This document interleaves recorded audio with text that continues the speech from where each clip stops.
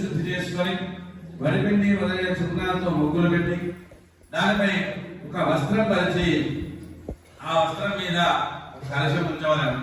ఆ కలశం వెండిది గాని రాగిది గాని తులకు ఇత్తడి దేనను మట్టి దేనను చేయవలను. లోభత్వం చూపరాదు. యథాశక్తి అని అనే ఆచరించవలను. అట్లా కలశస్థాపన జరిగిన తరువాత ముందుగా గణపతి పూజ చేసిన తర్వాత ఆదిత్యాది నవగ్రహ పూజ, గౌరీ గణపతి పూజ చేసిన తర్వాత శ్రీ సత్యనారాయణ స్వామి ప్రతిమలో పంచామృతాలతో అభిషేకం చేయవలను.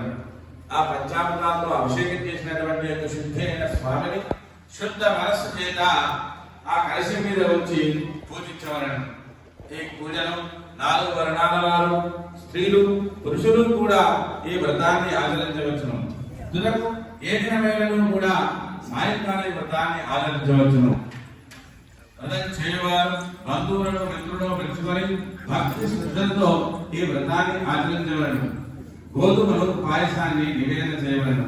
ఈ యొక్క సత్యనారాయణ స్వామి వ్రతానికి అరటి పండు, చక్కెర, నెయ్యి, పాలు, గోధుమలు తీసుకొని సత్యనారాయణ స్వామి పూజించిన తర్వాత ఆ గోధుమల పాయసాన్ని స్వామికి నివేదించవలను. అలా నైవేద్యం జరిగిన పిమ్మట భక్తి శ్రద్ధలతో కథ వినవలను.